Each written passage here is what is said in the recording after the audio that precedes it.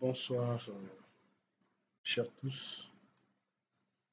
Nous vous espérons bien portants et nous remercions les ciels pour cela. Bonsoir, soyez les bienvenus à notre troisième séance de notre masterclass Excel pour débutants pour la session 2024.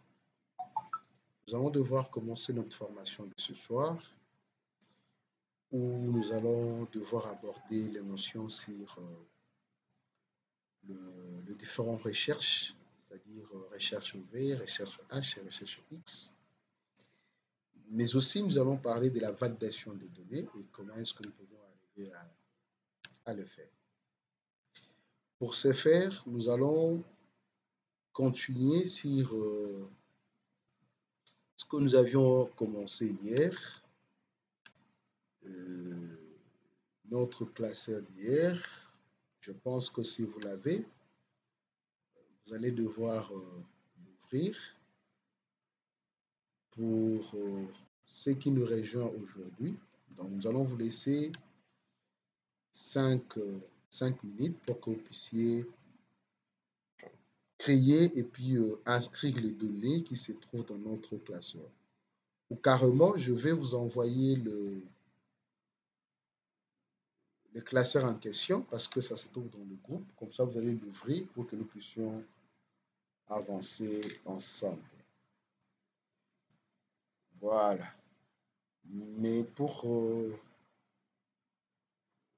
Monsieur Pierre, vous allez devoir ouvrir les classeurs que nous avions utilisés hier. C'est-à-dire, ça se trouve aussi dans le groupe. Il est nommé formation jour 2, formation jour D. Vous ouvrez ces classeurs-là.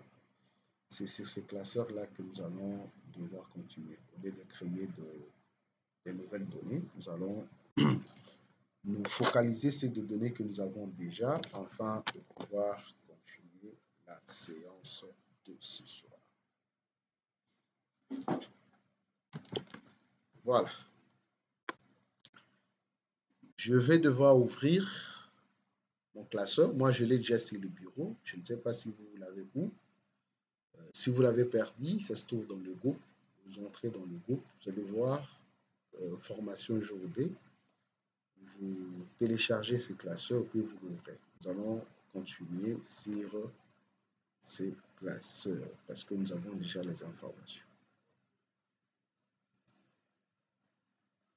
Mais aussi, je tiens à rappeler que les TP que nous avions envoyés depuis hier pour nous permettre d'évaluer le niveau d'appréhension, le niveau de progression que vous avez acquis. Fort malheureusement, personne s'est donné la peine de me renvoyer les 10 TP pour que nous puissions nous imprégner de votre évolution. Bon, à cela détienne, nous allons continuer.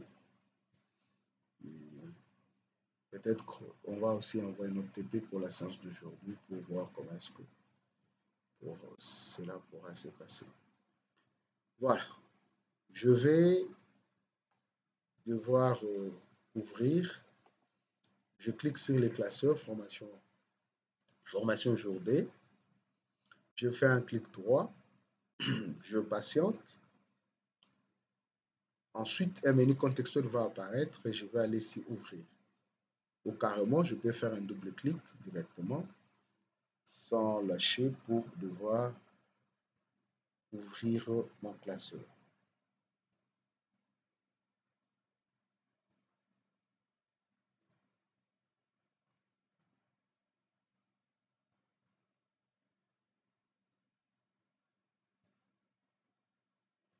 Voilà. Il est en train de s'élancer. Il est en train de se charger. Je patiente un peu.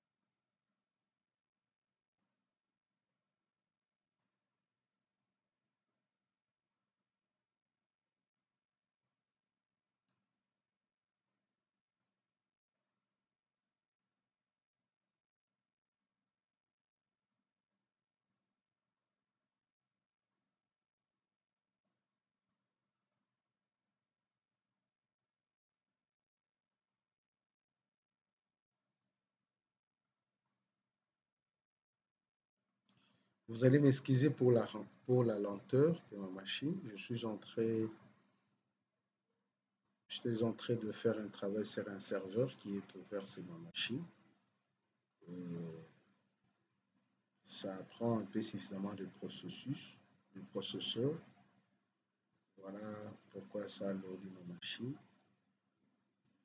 Nous allons nous efforcer à travailler un peu plus rapidement.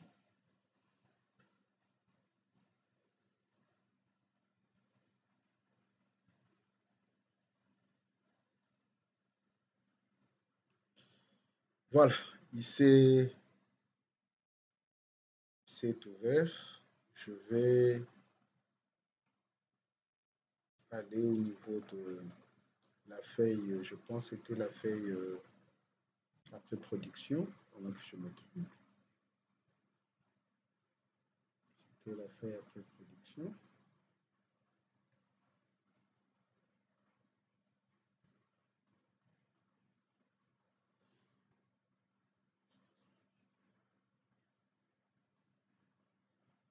C'était la feuille 4. Bon, on avait oublié de la renommer hier. Mais vous ouvrez la feuille 4. C'est là où nous avons ces données. C'est là où nous avons ces données et nous avions travaillé hier là-dessus. Voilà, nous allons continuer avec ces données. Mais pour faire autre chose cette fois-ci, comment c'est ouvert?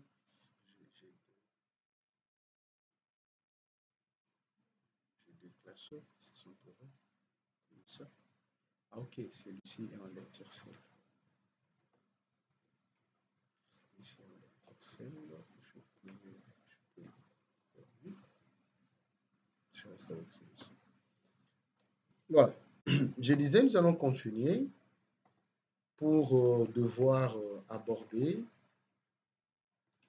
les notions prévues pour la séance de ce soir, c'est-à-dire que nous allons parler de la recherche V, la recherche H, la recherche X, mais aussi nous allons parler de la validation de données. Nous allons voir le point pour que nous puissions rester un peu dans ce qui a été prévu, parce que nous devons faire 6 séances pour pouvoir finir avec cette masterclass de la formation professionnelle en Excel pour débutant 2024. Voilà.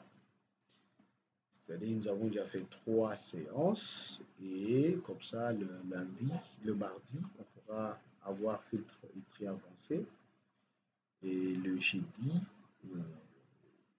mise en forme conditionnelle. C'est là où nous allons un peu traîner et nous allons clôturer les samedis avec la notion sur les tableaux croisés dynamiques qu'on appelle aussi les TCD. On va aussi traîner parce que c'est très important. On parlera de beaucoup de choses là-dessus. Et les lundis, ou soit les samedis ou les dimanches, interviendra la séance de la remise de certificats de participation, bien que ça sera en ligne. Mais nous allons quand même avoir toute une séance où nous allons parler passer ces formalités protocolaires. Ainsi dit, nous allons devoir attaquer les 2 points prévus pour la journée de ce soir. C'est-à-dire nous allons parler de la recherche V, la recherche X, et nous allons parler de la validation des données. Nous allons d'abord commencer nous parlerons d'abord de la validation des données. Ensuite, nous allons commiter pour pouvoir parler de l'étude de la recherche, l'étude sur la recherche V, recherche H et recherche X. Voilà. Pour pouvoir parler de la validation des données, nous allons d'abord dire de façon succincte, de façon simpliste, qu'est-ce que nous attendons par validation des données et pourquoi est-ce que nous devons faire la validation des données. Et dans la validation des données, nous allons exploiter un sous-menu qu'on appelle la liste déroulante. Nous allons créer ce que nous appelons la liste déroulante qui va nous permettre de pouvoir extraire les informations que nous pouvons contenir dans une base de données, c'est-à-dire dans un répertoire de données, où nous pouvons avoir des informations exhaustives où on demande d'extraire de façon précise et succincte l'information, par exemple, d'un seul agent. On suppose que nous avons une base de données, c'est-à-dire nous avons un répertoire de données où nous avons tous les agents. Maintenant, on demande, par exemple, nous voulons payer, supposons que nous voulons payer euh, un agent et que ce dernier ne peut pas voir ce que les autres touchent. Voilà. Là, nous serons obligés de créer une liste déroulante qui nous permettra d'extraire de façon précise, tout en se fixant, tout en se focalisant sur un critère, les informations voulues d'un agent ou d'une personne ou d'un individu X. Voilà. Pour créer notre liste déroulante pour ces cas, nous allons sélectionner ces tableaux, tous ces tableaux, et nous allons faire la transposer. C'est-à-dire nous allons transposer notre tableau pour enfin appliquer la notion sur la liste déroulante, ainsi de suite. Nous allons transposer notre tableau.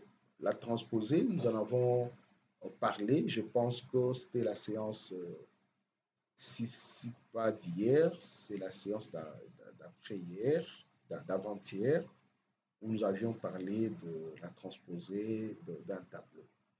Voilà, mais nous nous rappelons quand même, nous avions dit que transposer un tableau, c'est juste le fait de permettre les lignes en colonne. C'est-à-dire, en mathématiques, ce que nous appelons une matrice inverse. C'est-à-dire, les lignes vont devenir des colonnes, on va permettre, et des colonnes vont devenir des lignes. Et pour ce faire, nous allons d'abord sélectionner notre tableau. Ensuite, nous allons faire CTRL plus C, c'est-à-dire pour copier. On a copié notre tableau. Nous allons nous positionner quelque part. Pour mon cas, je vais me positionner même au niveau de la cellule L, la colonne L, pardon, au niveau de la cellule L2, où je vais faire, je viens dans le groupe presse-papier. Ensuite, je clique sur ce petit combo que nous avions fait la fois passée et je prends transposer. Je prends transposer. J'ai dit OK. Voilà. Je viens de transposer mon tableau.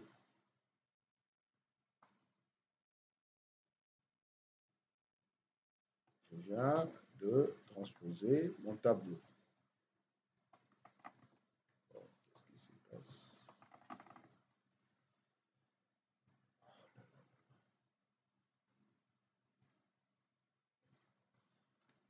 Je viens de transposer mon tableau.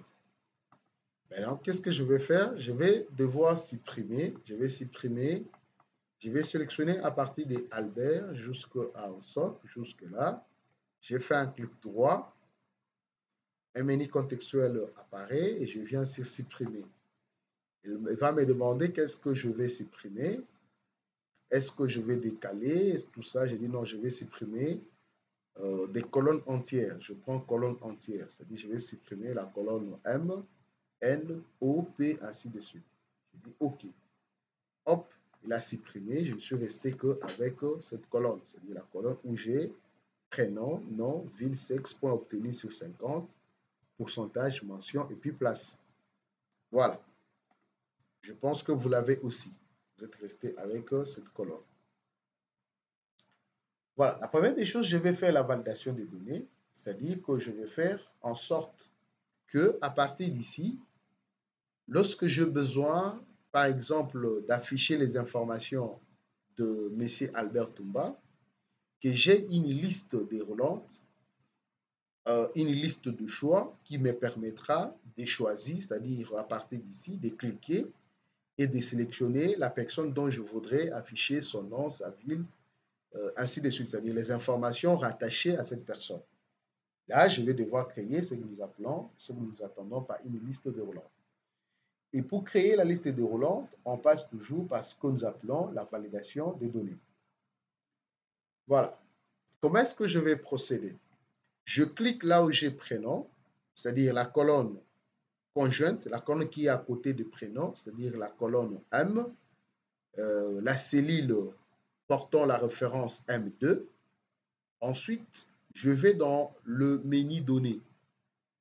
J'étais dans menu accueil, je viens dans menu données. Par après, je viens dans les sous-groupes outils des données. Là, j'ai outils des données. Dans le outil des données, j'ai d'abord remplissage instantané, j'ai supprimé les doublons et ensuite j'ai validation des données. Je clique sur validation des données. Dans validation des données, ce menu contextuel apparaît où on me demande qu'est-ce que je vais créer. Est-ce que je vais tout autoriser? Je dis non. Je vais sur ce petit combo, je prends liste. C'est-à-dire je vais créer une liste déroulante. Qu'est-ce que je veux autoriser? Je vais autoriser une liste déroulante. Message de saisie, erreur, taux consort, on parlera de ça plus tard. Mais je reste sur option, autoriser, je prends liste. Il me demande la source. Qu'est-ce qui va alimenter ma liste? En d'autres termes, quelle sera la source, quelles seront les données qui vont alimenter, qui vont faire partie de ma liste. Voilà. Hop, je rentre dans mon tableau, le tableau initial. Je suis au niveau du prénom, bien sûr. Je vais sélectionner les prénoms. Je sélectionne à partir de la référence B3 jusqu'à la référence B7. J'ai sélectionné à partir de la référence B3 jusqu'à la référence B7. J'ai sélectionné cette plage des données. Ensuite, je viens, c'est OK. J'ai dit OK. Hop, voilà. Et lorsque je remarque, vous allez voir qu'il vient d'ajouter un petit combo à côté. Et quand je clique sur ce combo, il vient d'importer, de générer tous mes prénoms que j'avais de l'autre côté. Et que je peux maintenant choisir un prénom qui me plaît et l'afficher de façon correcte. Voilà, c'est de cette façon qu'on arrive à créer une liste déroulante tout en passant par l'outil de validation des données. Maintenant, ma liste étant créée, je dois maintenant rattacher à ma liste les informations qui concernent le prénom. Par exemple, je devrais, lorsque je prends par exemple Ethan, que je puisse avoir de façon automatiquement les noms, la ville, le sexe, les points obtenus, le pourcentage, la mention, la place, bref, les informations rattachées au prénom Ethan. Par exemple, c'est un salarié, je voudrais savoir son nom, le département, la fonction, les salaires bruts, par exemple, les avantages, ainsi ce qu'il touche. Donc, à partir de cette liste déroulante, je voudrais, quand je choisis un prénom qui puisse m'afficher de façon automatique les informations rattachées à ces prénoms. Et comment je vais procéder? Je vais utiliser, je vais introduire la notion de recherche V. Je vais faire une recherche V qu'on appelle une recherche verticale. V là, c'est vertical. H, c'est horizontal. Je vais faire une recherche V. Comment je vais procéder? Rappelez-vous, nous avions dit qu'une formule ou une fonction est introduite toujours par le signe d'égalité ou par les signes égaux. Voilà comment je vais procéder pour pouvoir appliquer ma recherche V à ce niveau-là. Je vais dire égal. L'égalité, je le place où? Je le place au niveau de Dino. C'est-à-dire, je voudrais que, en choisissant le prénom Albert, que je puisse avoir son nom de façon automatique, la ville, ainsi de suite. Et j'ai dit égal. Je dis recherche. Je vais inscrire recherche. Voilà, il me propose déjà, j'ai recherche simple, recherche H, recherche V. Je vais prendre recherche V. J'ai double-clic sur recherche V. Il me demande quelle est la valeur recherchée. Qu'est-ce que je vais rechercher? C'est-à-dire, je vais rechercher le prénom. C'est-à-dire, je vais rechercher les informations rattachées à ce prénom. C'est-à-dire, je vais rechercher les données rattachées à un prénom que je vais devoir choisir. J'ai dit, je vais rechercher les informations rattachées à ce prénom. Voilà pourquoi je clique sur le prénom. J'ai dit, rechercher, valeur recherchée. La valeur se trouve dans ma liste que je vais créer, dans ma liste déroulante. Point virgule. Quelle est la table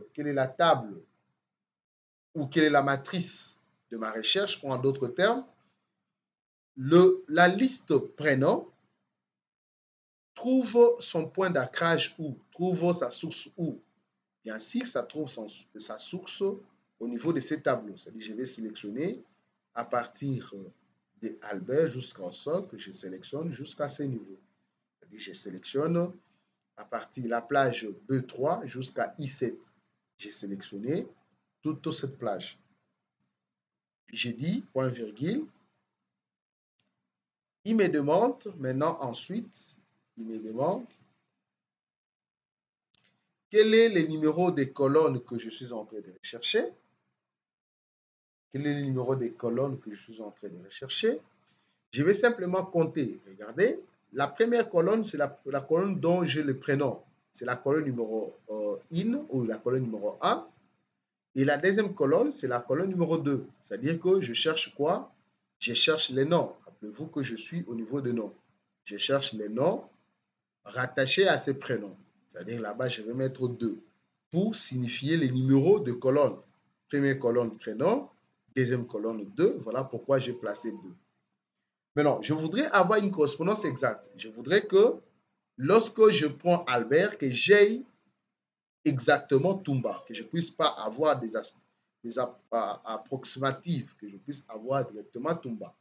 Je vais mettre point virgule et puis je mets 0 pour dire que je vais avoir une correspondance exacte.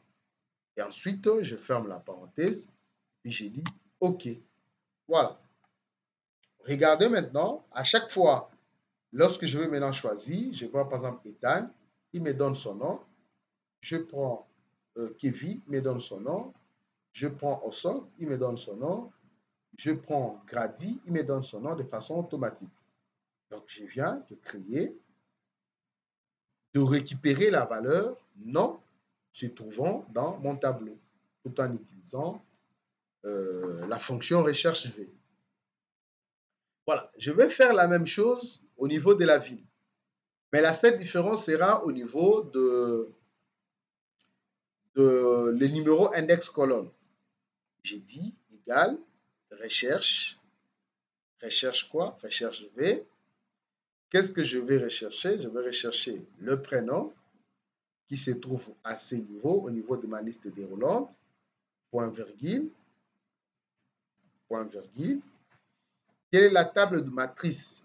Quelle est la source où se trouvent mes prénoms? Bien sûr, ça se trouve dans ce tableau. Je sélectionne mon tableau jusqu'à ces niveaux.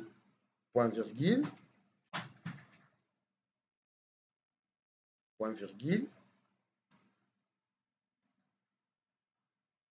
Point virgule. Quel est le numéro index? Je vais maintenant compter. Prénom, première colonne. Nom, deuxième colonne, c'est-à-dire la ville, ça sera la troisième colonne. Je mets 3, point virgule, je mets 0 pour avoir une correspondance exacte. Et je mets en parenthèse. Enter, hop. Regardez maintenant, à chaque fois quand je prends par exemple Albert, il me donne son nom, Toumba, il me donne la ville Chine. Voilà. Et quand je vérifie ici exactement ce que j'ai Albert comme mon prénom, nom, Toumba, et puis ville Chine de façon automatique. Voilà. Comme j'ai maintenant, c'est-à-dire c'est la même chose que je dois répéter partout, je vais simplement tirer les poignées de recopie jusqu'à place. Il me donne cette erreur, non. Pourquoi? Parce que je n'ai pas changé la position de la colonne recherchée. Par exemple, ici, c'est-à-dire je prénom 1, 2, 3, au niveau des sexes, je vais mettre 4. Là où j'ai 3, j'enlève, je mets 4. Ou carrément, je commence d'abord par fixer pour ne pas avoir l'erreur qu'on avait l'autre fois. Je vais fixer ma plage. Je rentre là-bas. Je clique sur la table matrice. Je vais appuyer sur F4 pour pouvoir fixer en colonne et en ligne. Rappelez-vous, on en avait parlé hier. Pour pouvoir fixer en colonne et en ligne. Pour que lorsque je vais tirer mon poignet de copie, qu'il ne puisse pas décaler les cellules. C'est-à-dire qu'il puisse me prendre seulement la plage que j'avais sélectionnée de façon initial. Puis je dis Enter. Voilà. Et je peux tirer jusque là-bas. Voilà, c'est correct. Je disais, je parlais de cette erreur. Pourquoi? Parce que nous n'avons pas modifié la colonne. Où est-ce qu'il doit chercher? Il s'est dit, mais ici, je dois chercher dans 3. Ici encore, tu me demandes de chercher dans 3, c'est-à-dire qu'il y a conflit. Il y a conflit entre ces deux cellules. Nous devons spécifier que cette fois-ci, ça ne sera pas dans 3, ça sera maintenant dans 4. Je viens là-bas, j'enlève 3, je mets 4 et je valide.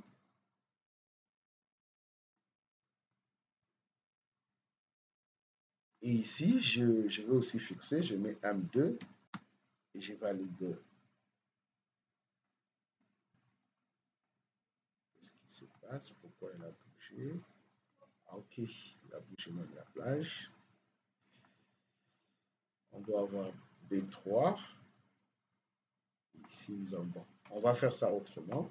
Sinon, on va avoir des erreurs. Bon, je viens là où il y a Chine. Je fixe.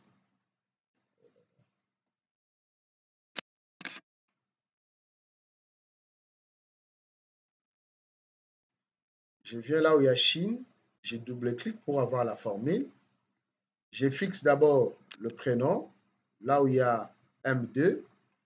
J'appuie et puis je prends valeur recherchée. C'est ça, M2. J'ai fait F4, F2, pardon, pour pouvoir F4 pour pouvoir fixer. Et je viens au niveau de ma table matrice, je fixe aussi, j'appuie sur F4, je dis Enter.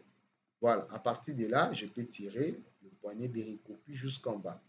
Voilà, il me donne Chine, Chine. Pourquoi? Parce que je n'ai pas changé les numéros de colonne. Ici, c'est 3, ici, ça doit être 4. Je viens là-bas, je dis 4. Voilà. Ici, j'ai dit c'est 5. Ici, j'ai dit c'est 6. Ici, j'ai dit c'est 7. Ici, j'ai dit c'est 8. Voilà. Et je vais devoir les aligner tous là-bas. Voilà. Donc, quand je prends Ethan, il me donne son nom, il me donne la ville. Donc, il me donne toutes les informations rattachées à l'étudiant ou l'agent Ethan. Regardez, on avait Ethan qui avait comme nom Shanga, la ville Kamina, le sexe M. Il avait obtenu 45 sur 50 et il avait 90 comme pourcentage et puis il avait réussi, il était premier. Et c'est réellement ces informations que nous avons à ces niveaux. Nous avons Ethan, Shanga, Kamina, M, 45, 90, premier. Nous pouvons prendre aussi d'autres informations. Voilà, il nous donne ces informations de façon correcte. Voilà. C'est de cette façon que nous pouvons arriver à extraire un bulletin.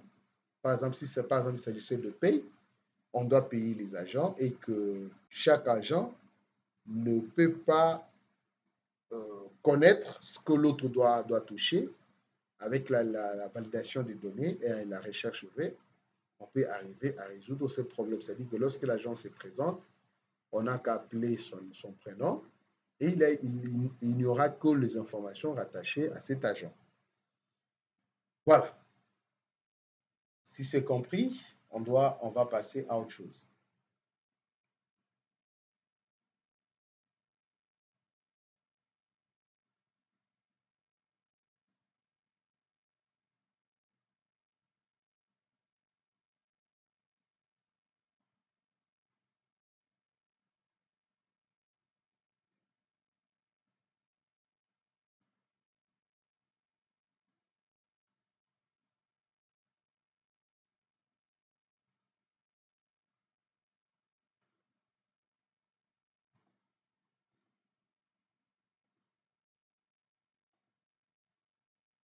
Je pense que tout le monde a réalisé la même chose que moi.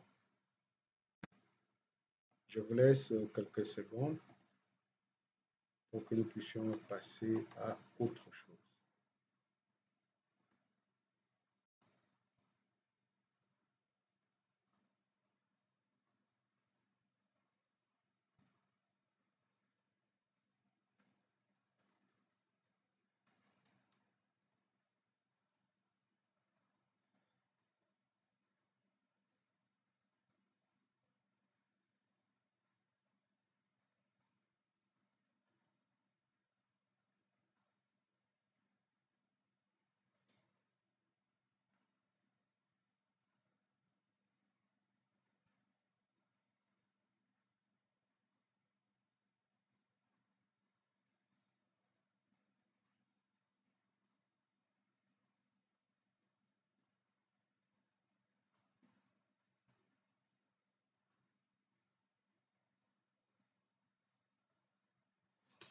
Voilà, recherche X ne possible que n'est disponible que dans Office 365 ou Office 2021 ou 2024.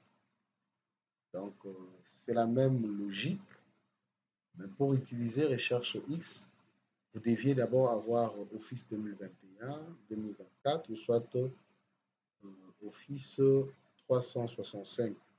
Donc, avec la version antérieure, il n'y a pas de recherche X. Voilà, on fera un tuto complémentaire là-dessus parce qu'on vous avait promis à la fin, on va vous donner le setup d'Office 2024 pour que vous puissiez installer dans vos ordinateurs. On va aussi faire un tuto qui va vous permettre de suivre les différentes étapes pour installer Office 2024, mais aussi pour l'activer. Voilà, ainsi dit, nous allons passer à la feuille suivante où nous allons prendre un autre exercice. Ici, par contre, nous allons parler au niveau de la cellule B2,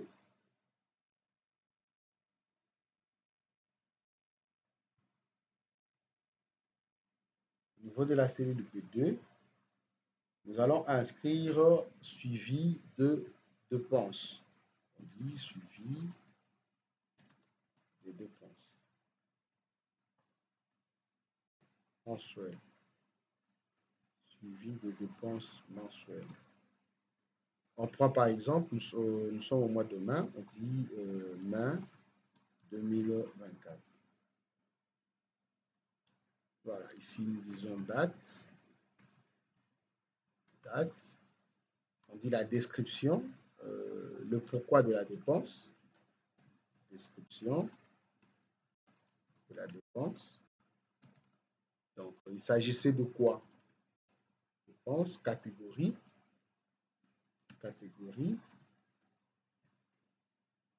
Et le montant que nous avons dépensé. Bon, mettons cela même en dollars. On dit montant en ISD. Voilà.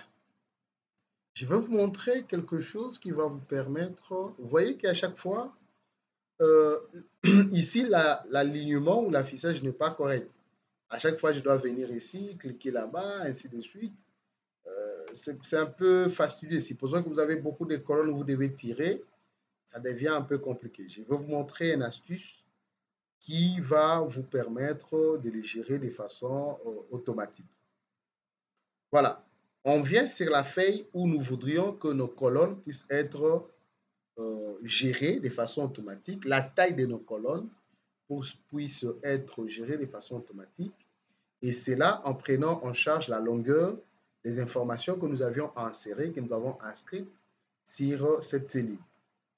Pour ce faire, je viens sur la feuille dont je voudrais que cela puisse être automatique. C'est-à-dire ici, c'est la feuille 5. Je fais un clic droit. Je viens sur visualiser les codes. Je fais un clic droit. Il y a un menu contextuel qui apparaît. Je prends visualiser les codes. Je clique sur visualiser les codes. Je bascule dans ce qu'on appelle le VBA. On en parlera plus lors de la deuxième session de formation d'Excel pour entreprise parce que nous allons beaucoup utiliser les VBA pour automatiser d'autres tâches. Voilà, ici, nous avons général, nous avons déclaration. Nous venons sur général, il y a un petit combo qui tend vers le bas. Nous cliquons là-bas et nous prenons worksheet. Worksheet. Donc, travailler sur le feuille. Sheet, c'est le feuille en anglais. Work, c'est travailler. C'est-à-dire, en d'autres termes, les worksheets, c'est les classeurs. Maintenant, ici, nous voulons travailler sur la feuille. Qu'est-ce que nous voudrions faire sur cette feuille? On dit, on voudrait que les cellules, si nous sélectionnons les cellules, on dit celle, colonne. Si nous sélectionnons les cellules des colonnes, nous te demandons de le faire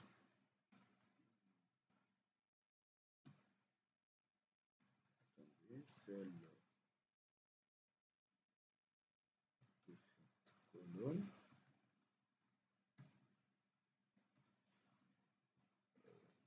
Je pense colonne.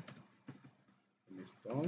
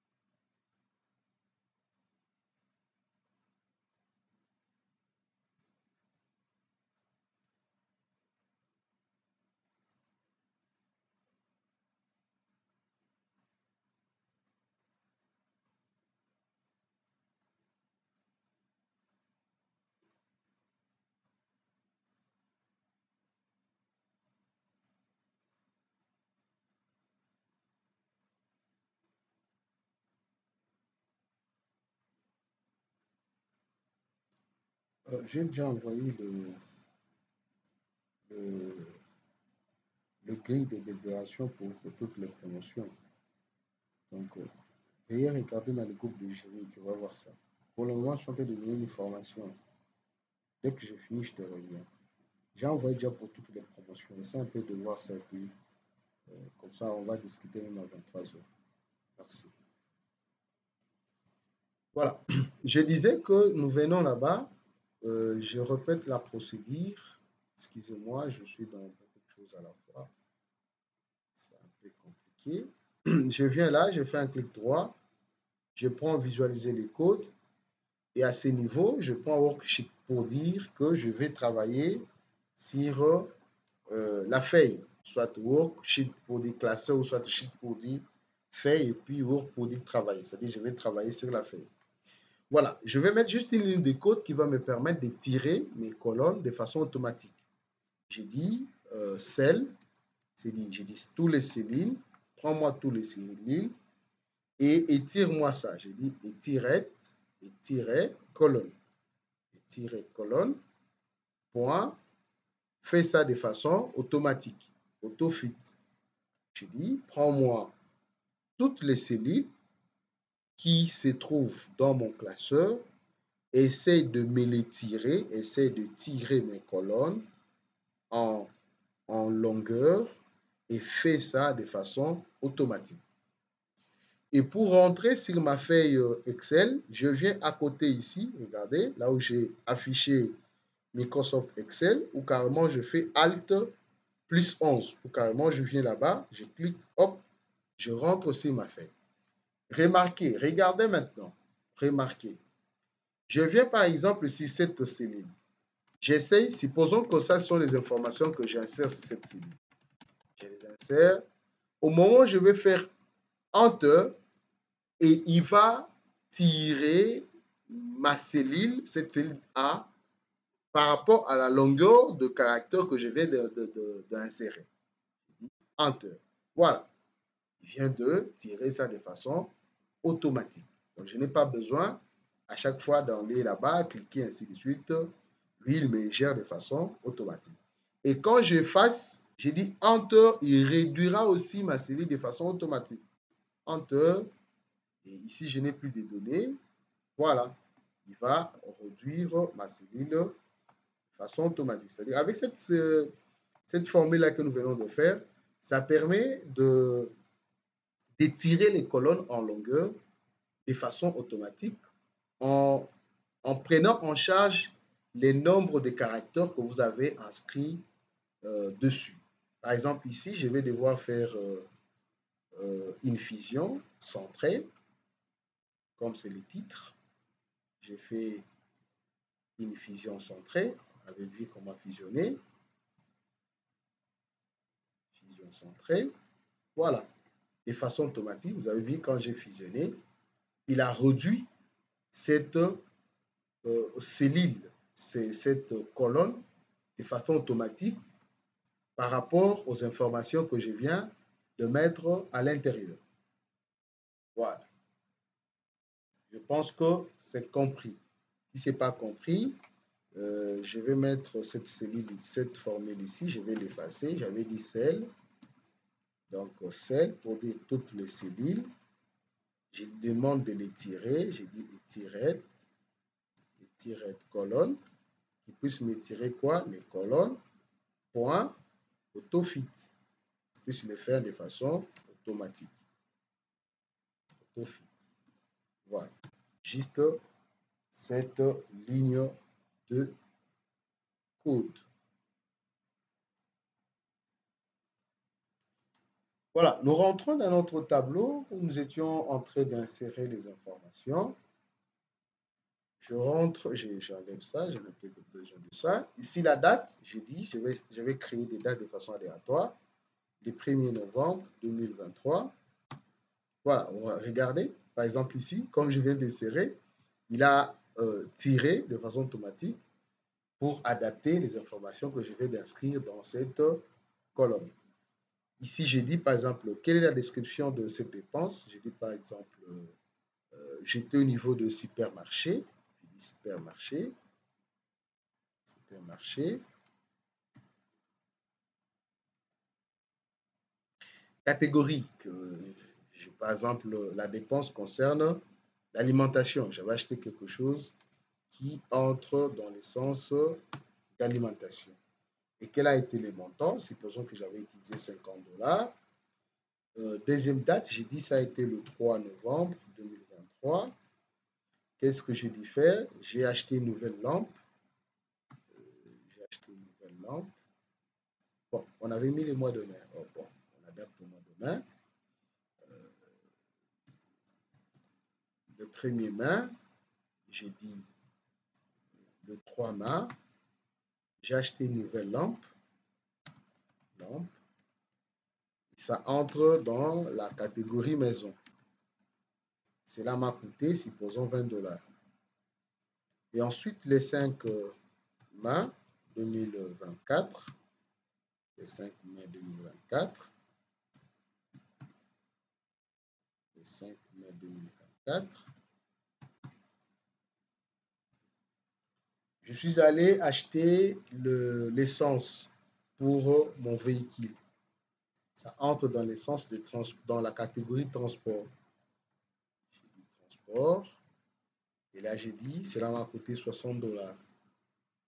Le 8 mai 2024, je suis allé, mes enfants sont venus pour me demander quelque chose pour leur sortie scolaire. C'est-à-dire, l'école a organisé une activité où les enfants doivent aller en inscription et les parents devraient payer. C'est-à-dire que j'ai dû payer quelque chose, j'ai dit paiement.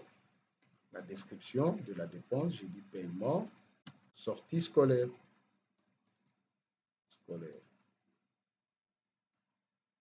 Paiement sortie scolaire, je le mets dans les cas de divers. J'ai dit payer, supposons, 25 $. Le 10 mai 2024, j'ai dit aller au cinéma pour me détendre. Et cela entre aussi dans les cadres de divers. J'ai dû payer 12 $ pour accéder dans la salle de cinéma. Le 12 mai 2024, j'ai dit payer la facture d'électricité. Bien que j'ai dit payer la facture d'électricité. Et je le mets dans la catégorie des services publics parce que la SNEL fait partie des services publics. J'ai dit services publics.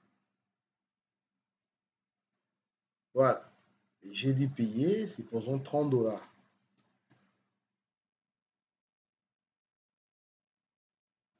Le 14 mai 2024, je dis faire Madame traîner pour pouvoir traîner à la cuisine. Et j'avais tellement faim, j'ai dit passer une commande de livraison, par exemple, d'un pizza.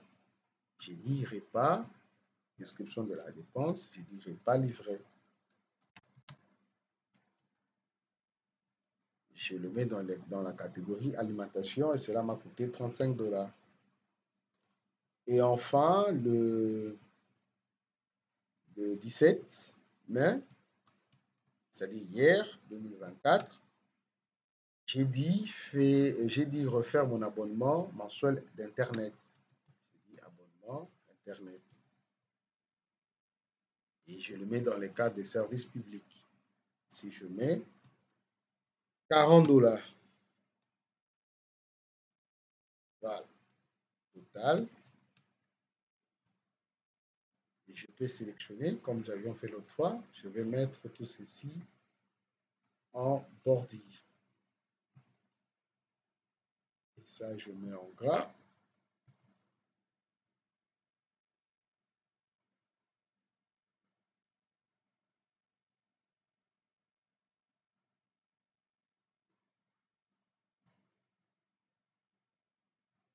Je pense que chez vous, il a déjà mis en gras. Moi, je passe en TP. Il y a un serveur de données qui est ouvert. Je suis en train de travailler sur un projet. Ça, voilà pourquoi c'est assez un peu d'alourdir ma machine. Voilà, c'est passé quand même. Ici aussi, je mets en gras. Je mets une couleur, je mets en jaune.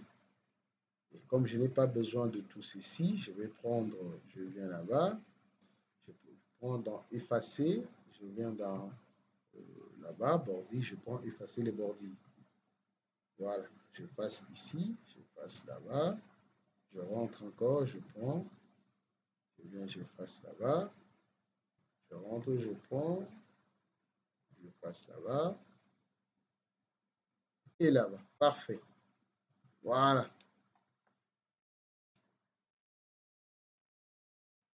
Je mets aussi ici en gras et je voudrais que ça soit une couleur. Voilà.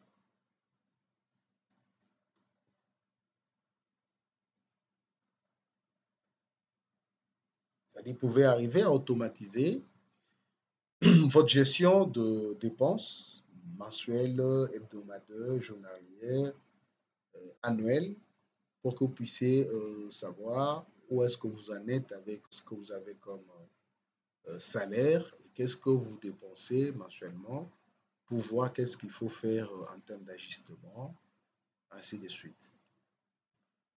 Voilà. Maintenant, je vais avec la version 2021-2024 et Office 365, il y a une fonction qu'on appelle la fonction unique qui permet d'extraire les informations se trouvant dans ces tableaux. C'est-à-dire, ici, par exemple, j'ai alimentation, alimentation. Avec cette fonction-là, il allait m'extraire alimentation une seule fois, sans pourtant répéter alimentation deux fois. Bon, comme vous n'avez pas encore Excel 2024, je vais m'adapter à la version que vous avez pour que nous puissions avoir le même données. Qu'est-ce que je vais faire? Je prends d'abord, je sélectionne catégorie et montant. Je fais un copier-coller, c'est-à-dire je fais un clic CTRL-C. J'amène ça ici, je fais coller. Ensuite, là-bas, je vais reprendre mes catégories de façon pas à répéter des informations deux fois. C'est-à-dire je vais retaper mes informations de façon unique. Catégorie, je commence avec la première catégorie, je prends, je dis alimentation. J'ai dit avec 2024, vous pouvez le faire de façon simple tout en utilisant une fonction qu'on appelle unique. Bon. Alimentation, je prends maison, je prends transport, je prends divers et ensuite je prends service public. Donc je le prends, je le saisis de façon unique sans pourtant le répéter.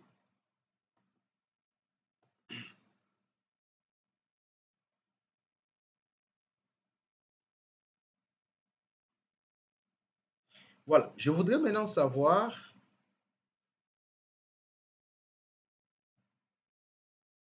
à la fin du mois, par exemple, je vais savoir combien j'ai dépensé de façon globale, combien j'ai dépensé de façon euh, totale pour la catégorie alimentation. Ici, c'est un peu facile parce que nous avions alimentation qui se répète que deux fois. Et supposons que vous avez vraiment fait 10 tours ou soit 40 tours. Vous devez calculer à la main 50 plus 50 plus 50 plus 50 plus. Ça devient un peu compliqué. Or, avec Excel, nous pouvons le faire de façon simpliste, c'est-à-dire qu'il peut nous aider à regrouper les différentes sommes et puis nous donner qu'est-ce que nous avons dépensé de façon exacte pour la catégorie alimentation. C'est que nous allons utiliser une fonction qui s'appelle somme-si ensemble. La fonction qui s'appelle somme-si que nous allons utiliser pour pouvoir résoudre, c'est-à-dire regrouper les différentes sommes. Ça va nous permettre, par exemple, ici de faire alimentation, ici c'est 50. Il vient aussi ici, alimentation, ici c'est 35. Il fait la somme 50 plus 35 et puis nous renvoyer ici, par exemple, 85 de façon automatique. C'est-à-dire au nombre de fois que l'alimentation se répète, le nombre de fois qu'il va nous donner les montants que nous avons dépensés pour le mois de façon automatique. Voilà, on va mettre égal, somme, on prend somme-si, il est là, somme-si. On a somme point carré, somme point carré écart, somme point série, somme point si, c'est ce que nous allons prendre, somme point si. Voilà, il nous demande quelle est la plage, quelle est la plage des données, où est-ce qu'il va sélectionner les informations. On dit la plage, c'est la catégorie. On vient ici, là nous avons des catégories, on sélectionne jusqu'au là-bas.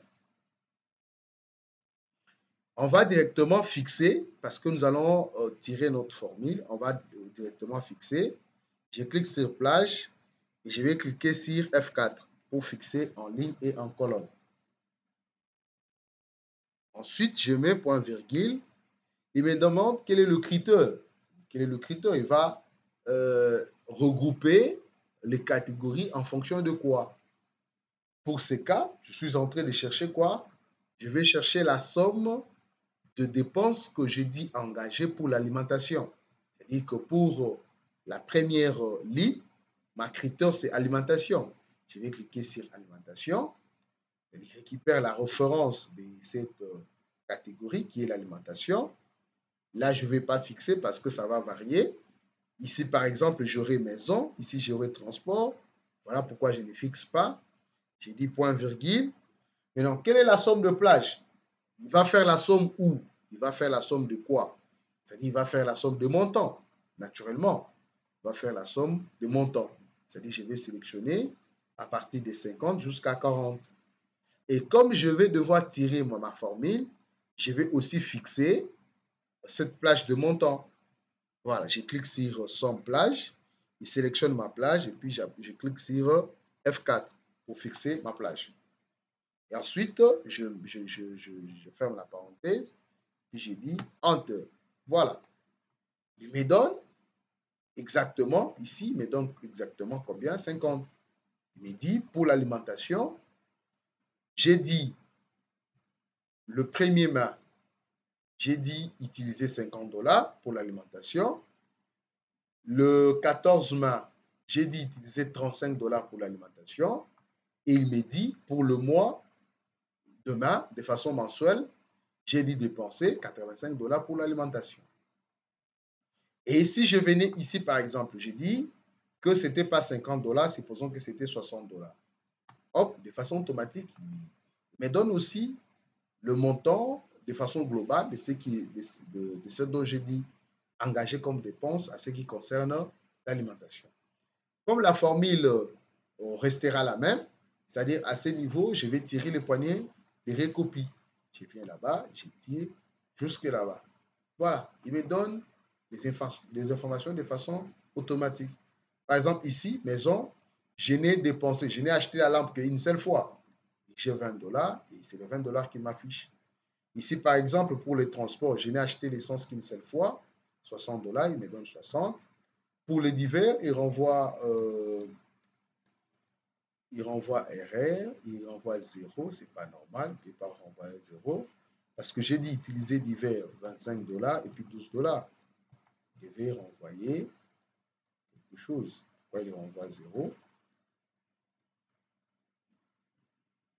C'est correct, non?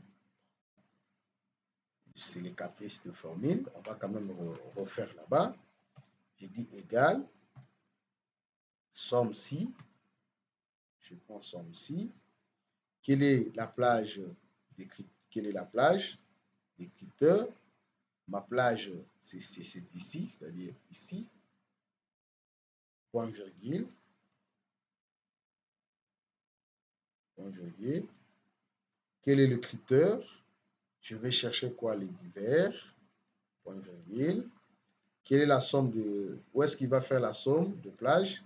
La somme, il va faire tous ces montants ici, ben, tout en faisant une extraction des montants qui concernent les divers, c'est-à-dire 25 $ et 12. Puis je ferme la parenthèse et OK. Je renvoie toujours RR, je ne sais pas pourquoi. Service public, c'est 70, c'est-à-dire ici j'ai dépensé 40 $. Ici j'ai dépensé service public 30 $, ce qui fait 70 $. Pourquoi il ne veut pas renvoyer ici l'univers? La formule est bonne. Caprice. Je vais essayer un peu d'actualiser.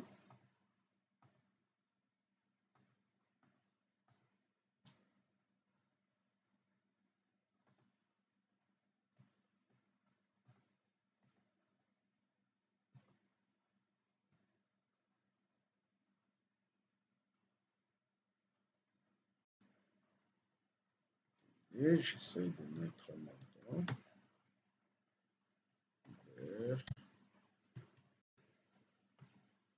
Oh là là. Oh, ça fait pas partie des caprices. Pourquoi il pointe à ça?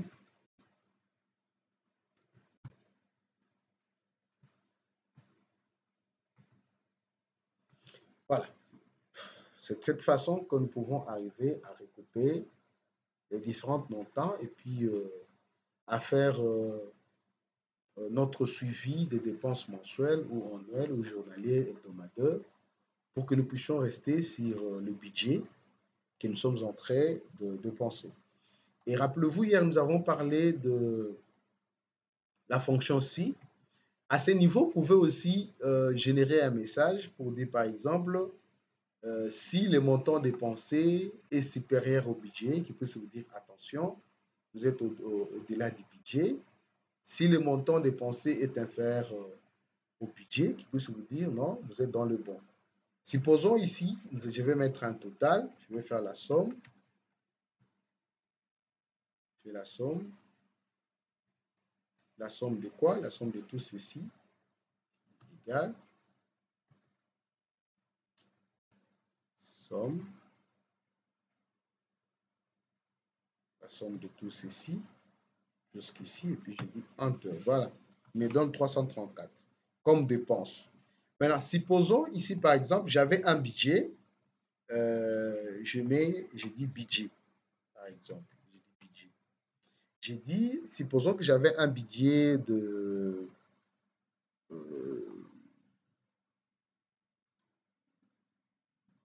bon, je vais mettre budget par catégorie pour que ça puisse être correct. Ici, je dis par exemple budget.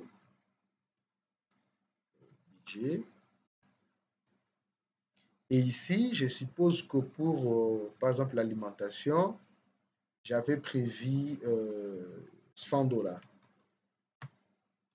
Pour la lampe, j'avais prévu 10 $. Je le fais de façon aléatoire, hein, juste pour illustrer ce que je vais vous montrer. 60 $, 40 $, 57 $. Et j'ai dit par exemple 39 $. Voilà. J'ai le budget qui est là. Je vais le mettre par exemple en jaune. Le budget prévu pour chaque catégorie. Un budget que j'ai dit planifier déjà en amont pour que lorsque j'engage des dépenses, pour que je puisse savoir pour, par exemple, le supermarché, combien j'avais prévu. Pour la maison, combien j'avais prévu. Pour le transport, pour le divers, ça doit être seulement la même chose, 50D. Pour service public, je laisse 40. Soit je laisse 39, j'enlève 40 ici, je mets 39. Et pour alimentation, j'ai déjà 100, c'est-à-dire j'enlève là-bas. Voilà, j'ai un budget un peu aléatoire ici. Qu'est-ce que je voudrais? Je voudrais que ici, je puisse avoir un message qui me permettra de faire plus attention à ce que j'engage comme dépense. C'est-à-dire un message d'alerte. J'ai dit là-bas message d'alerte qui me permet de me prévenir que ce que je suis en train d'utiliser, c'est au-dessus de mes moyens. Rappelez-vous, hier, on avait dit si, je prends si. Voilà, qu'est-ce qu'il va tester? Il va tester quoi? Qu'est-ce qu'il va tester? Il va tester quoi? Il va tester le montant, bien sûr, le montant que nous avons dépensé. Rappelez-vous, nous avions dit aussi hier, pour avoir les signes d'infériorité ou supériorité, il faut, de façon simpliste, utiliser les claviers visuels. Je vous avais montré comment est-ce que vous pouvez arriver à apprendre ou à avoir les claviers visuels.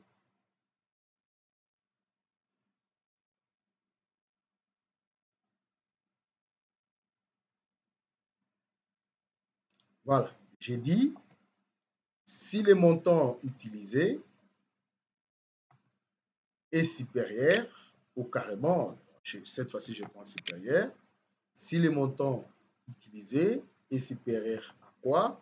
Si c'est supérieur au budget, quelle est la conséquence? Je dois avoir un message. Si les montants que je suis en train d'engager, si les dépenses que je suis en train d'engager sont supérieures au budget, que je puisse avoir un message. Je dis par exemple, attention,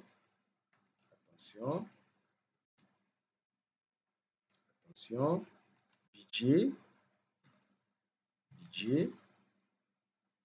insuffisant, par exemple. Budget insuffisant. Point virgule. Dans les cas contraires, dans les cas où les dépenses ne sont pas supérieures au budget, que je dise, vous êtes dans la marge, par exemple. Vous Vous êtes dans la marge. Dans la marge. Voilà, je ferme la parenthèse. Qu'est-ce que ça veut dire? J'ai dit simplement que si le montant dépensé est supérieur au budget prévu, que j'ai un message qui me dira attention, budget insuffisant. Dans les cas contraires, si le montant dépensé ou le montant que je voudrais engager pour les dépenses et que ce montant est inférieur au budget, que j'ai un message qui me dira vous êtes dans la marge, c'est-à-dire que je peux engager la dépense. Vous pouvez automatiser quelque chose de ce genre qui vous permettra de gérer un peu ces histoires. Voilà, j'ai dit Enter. Regardez par exemple ici, il me dit vous êtes dans la marge. Pourquoi? Parce que quel est le budget qui a été prévu? Ici, on a prévu 100 $. Mais je n'ai dépensé combien? Que 95 $. Il me dit vous êtes dans la marge, je suis dans le bon. Je vais tirer jusqu'au, par exemple, ici, par exemple, regardez, ici, il me dit attention, budget insuffisant. Pourquoi? Parce que pour la maison, moi, j'avais prévu 10 $ quand j'avais planifié, mais j'engage une dépense de 20 $. Il me dit attention, budget insuffisant. Avec, je pense que c'est ici ou avec, oui, oui, le dernier jour, l'avant-dernier jour, on parlera de mise en forme conditionnelle, on va encore y revenir, où nous aurons une coloration critique en rouge qui nous dit attention, ici, il faut faire très attention. On verra, on parlera de ça. Voilà. Ici, par exemple, il nous dit attention, budget insuffisant. Pourquoi? Parce que nous voulons engager une dépense de 20 $. Cependant, nous avions prévu 10 $ pour cette catégorie. Il nous dit attention, budget insuffisant. Et si nous réduisons, regardez, j'ai dit par exemple 15, il continue à maintenir budget insuffisant. Je prends 12, il me dit budget insuffisant, jusqu'à ce que j'aurai soit l'égalité de ce budget, ou soit j'aurai un montant inférieur. C'est à ce moment-là que j'aurai ici, vous êtes dans la marge. Je dis par exemple 10, il me dit vous êtes dans la marge. Pourquoi? Parce que j'ai prévu 10 $, comme en termes de planification, en termes budgétaires, et je vais engager une dépense de 10 $, c'est-à-dire que je suis dans la marge. Donc, si j'ai dit 9 $, il me dit, voilà, pas là-bas.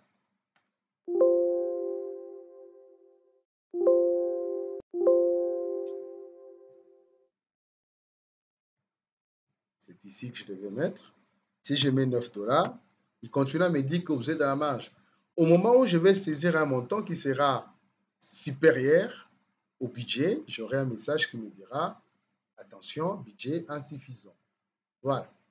Je tire aussi jusqu'au là-bas. Il me dit attention, budget insuffisant. Pourquoi? Parce que j'ai prévu 58. Supposons que j'ai dit bon, j'ai encore d'autres sources de financement. Je revois mon budget, par exemple, à 70 $. Vous allez voir que quand je vais valider de façon automatique, même le message d'alerte va changer. Je dis, OK, il me dit, vous êtes dans la marge. Pourquoi? Parce que je vais engager une dépense de 60 $. Cependant, j'avais planifié, soit j'ai 70 $ et je suis dans la marge. Je peux engager cette dépense de façon paisible, sans inquiétude. Voilà, c'est de cette façon que vous pouvez arriver un peu à automatiser vos différentes tâches, avoir comme des niveaux de prévention avec des indicateurs qui vous dira est-ce que vous êtes dans le bon, c'est-à-dire l'indicateur est au vert, est-ce que la situation n'est pas ni mauvais ni très bon, c'est-à-dire l'indicateur est aussi au jaune, est-ce que la situation n'est pas vraiment réluisante, c'est-à-dire que vous êtes dans l'état critique, c'est-à-dire là, pour dire que l'indicateur est au rouge. Voilà. Mais nous pouvons aussi générer notre graphique qui nous permettra, hier nous avions vu ça, pour pouvoir interpréter de façon convivial nos données que nous avons. Voilà, je vais sélectionner ici, divers c'était 54. Là, je vais sélectionner à partir de alimentation jusque là-bas. Je viens sur insertion. Nous avons vu ça ailleurs. Je vais au niveau de menu insertion. Je viens sur graphique recommandé. Graphique recommandé. Regardez, je prends ceci, je prends les secteurs. Je trouve que c'est mieux avec les secteurs. Il me montre le part. Il me dit que cette part ici a été donc dépensée à tel pourcentage. Ainsi de suite. Je dis OK. Voilà, il est là. Je peux enlever les titres. Je n'ai pas besoin de titres aujourd'hui.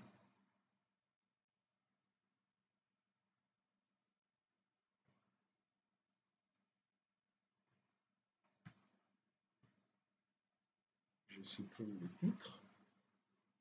Et je voudrais qu'il puisse remplir, c'est-à-dire les parts. Je voudrais que chaque partie puisse avoir l'intitulé de catégorie.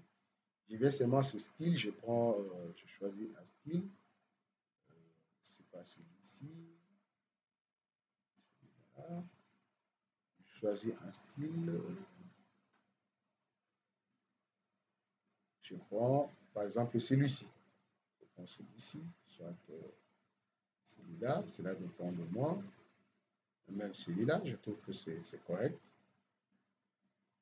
Soit je prends carrément celui-ci. Voilà. Celui-ci, je trouve que c'est pas vraiment beau. Je peux changer. Voilà. Je prends le dernier. Voilà. Comme ça, je peux enlever aussi la légende. Je n'ai pas besoin de ça. Voilà. Je peux amener mon graphique de côté là.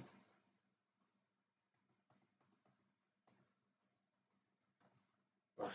Je sais voir que cette partie, c'est-à-dire que c'est 100%, c'est l'alimentation qui m'a plus coûté. Il prend 40%.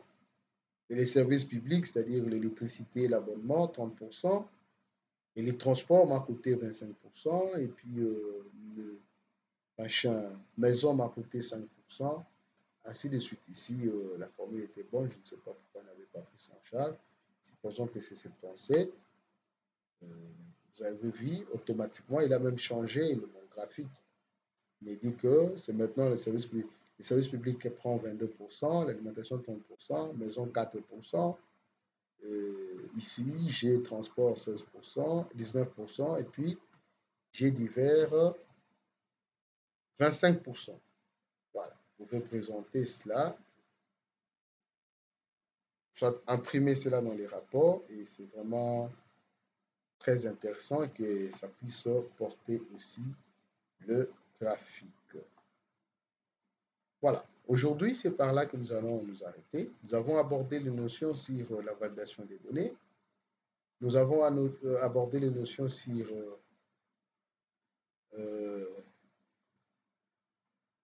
la recherche V. Nous avions aussi abordé les notions sur les formules avancées telles que somme, si.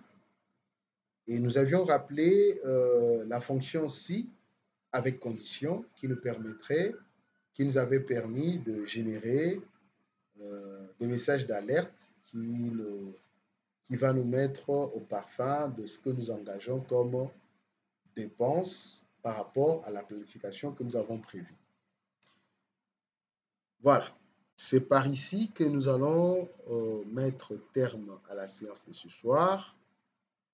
Je ne sais pas s'il y a de préoccupations, vous pouvez le soulever. Sinon, nous allons nous revoir. D'ailleurs, cette fois-ci, on n'a même pas respecté le programme parce que l'avant-hier, on ne s'était pas vu. Mardi, jeudi, jeudi, samedi. OK, nous allons nous revoir le mardi. Sinon, s'il y a de préoccupations, s'il y a des questions, La parole vous est donnée. Vous pouvez activer votre micro pour pouvoir présenter votre préoccupation, c'est-à-dire poser votre question en rapport avec tout ce que nous avons vu pour la journée d'aujourd'hui. S'il y a aussi des questions en rapport avec ce que nous avons vu hier, c'est-à-dire peut-être lorsque vous aviez pu travailler avec votre fichier d'exercice, vous avez peut-être éprouvé des difficultés, vous pouvez les soulever. Voilà, la parole vous est donnée, vous pouvez activer votre micro et puis pour présenter les différentes préoccupations que vous avez.